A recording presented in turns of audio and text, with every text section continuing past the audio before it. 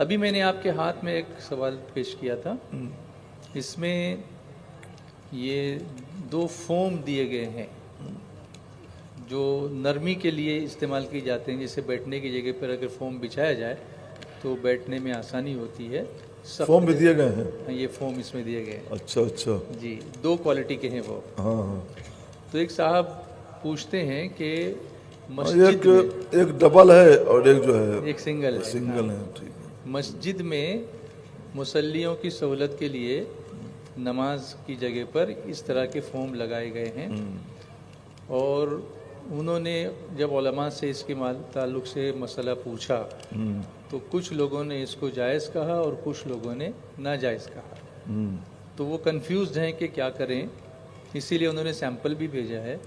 اور اصل میں جن کے پاس آپ نے سنگل سیمپل بھیجا جی انہوں نے جائز کہا ہوگا، جی اور جن کے پاس آپ نے ڈبل فارم کا بھیجا سیمپل بھیجا انہوں نے ناجائز کہا ہوگا۔ جی، اس کی وجہ؟ ہاں، اور آپ مجھ کو کنفیوژن میں ڈال رہے ہیں۔ میرے بھائی لگ بھگ 50 سال ہو گئے اسی مارکیٹ میں رہتے ہوئے، عمر گزری ہے اسی دستکی سیاحی میں۔ کیا بات ہے۔ دیکھیے مسئلہ اصل میں یہ ہے کہ حضور سید عالم صلی اللہ تعالی علیہ وسلم نے ارشاد فرمایا، امرت ان اسجد علی 7 اعظم، مجھے حکم دیا گیا ہے کہ 7 ہڈیوں پر سجدہ کروں۔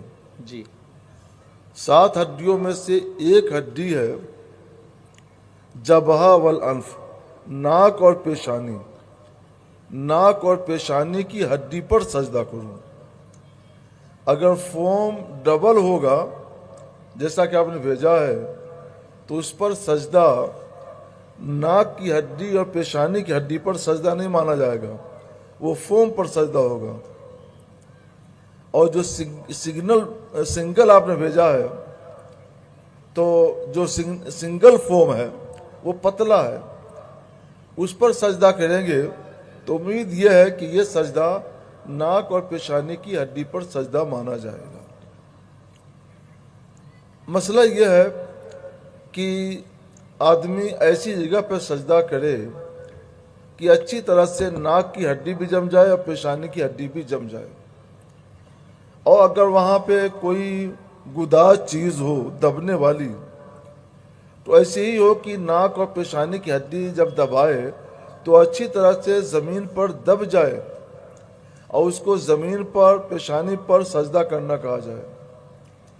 اور اگر اچھی طرح سے نہ دبے، کچھ اوپر ہی باقی رہ جائے کہ اگر کوئی طاقت سے دبائے تو اور زیادہ دبے، تو وہ سجدہ نہ ناک کی ہڈی پر ہوا، نہ پیشانی کی ہڈی پر، نہ زمین پر، بلکہ دونوں کے بیچ میں ایک گداز چیز پر ہوا۔ آپ نے فوم بھیجا ہے، فوم مان لیجئے، کوئی گدا ہو تو گدا مان لیجئے، لحاف ہو تو لحاف مان لیجئے، جو بھی چیز ہو، تو گدے پر، لحاف پر اور موٹے فوم پر سجدہ یہ ناجائز ہے، کیونکہ اس پر سجدہ کرنے کی وجہ سے نہ پیشانی کی ہڈی زمین پر جمے گی اور نہ ناک کی ہڈی زمین پر جمے گی، اس لیے سجدہ نہیں ہوگا۔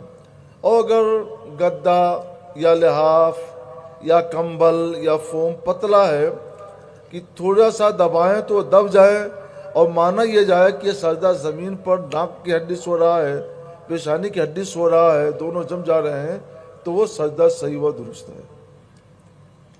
یہ ہے شریعت کا مسئلہ۔